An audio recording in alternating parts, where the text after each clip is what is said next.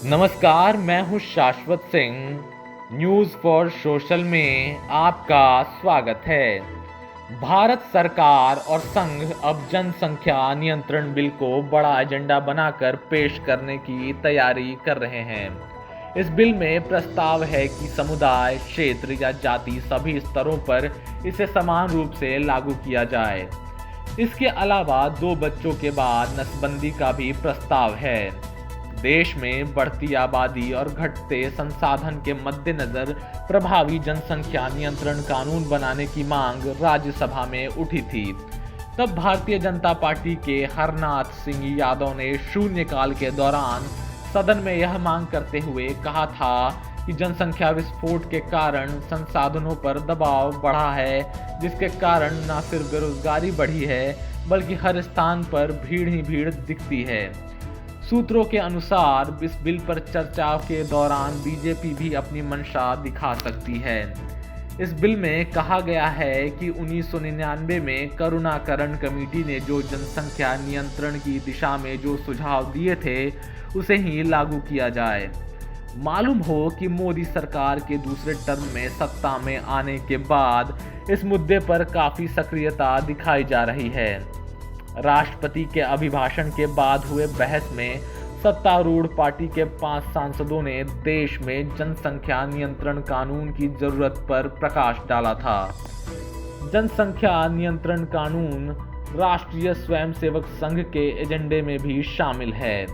संघ कई बार इसे लेकर मुखर होता रहा है।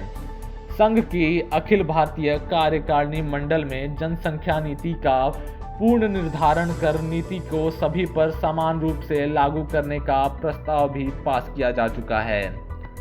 संघ के प्रस्ताव में कहा गया है कि अखिल भारतीय कार्यकारिणी मंडल सभी स्वयंसेवकों सहित देशवासियों का आह्वान करता है कि वे अपना राष्ट्रीय कर्तव्य मानकर जनसंख्या में असंतुलन उत्पन्न कर रहे सभी कारणों की पहचान करते हुए जन जागरण के जरिए देश को जनसंख्या के असंतुलन से बचाने के सभी कानून सम्मत कोशिश करे।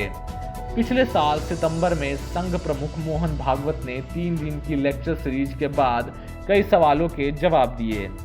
इस दौरान उन्होंने जनसंख्या नियंत्रण कानून से जुड़े सवाल का भी जवाब दिया।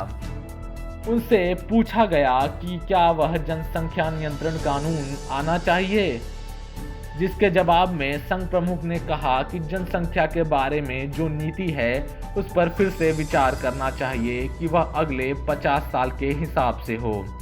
जो भी नीति बनती है उसे सब पर समान रूप से लागू किया जाए और किसी को छूट ना हो। जहां पर समस्या है वहां पहले उपाय हो। जहां बच्चों में पालन करने की क्षमता नहीं है, ज़्यादा बच्चा पैदा हो रहे हैं, तो वहां पहले लागू हो। कानून के साथ ही सबका मन बनाना पड़ेगा। डेमोग्राफिक असंतुलन मनतांत्रण की वजह से भी हो सकता है और घुसपैठ की वजह से भी। यह देश की संप्रभुता को चुनौती देता है। इसका कड़ाई से बंदोबस्त होना चाहिए। अगर आपको यह हमारा वीडियो पसंद आया हो तो इसे लाइक और शेयर ज़रूर करें और हमारे चैनल को सब्सक्राइब करें। खबरों में बने रहने के लिए देखते रहिए न्यूज़ फॉर सोशल।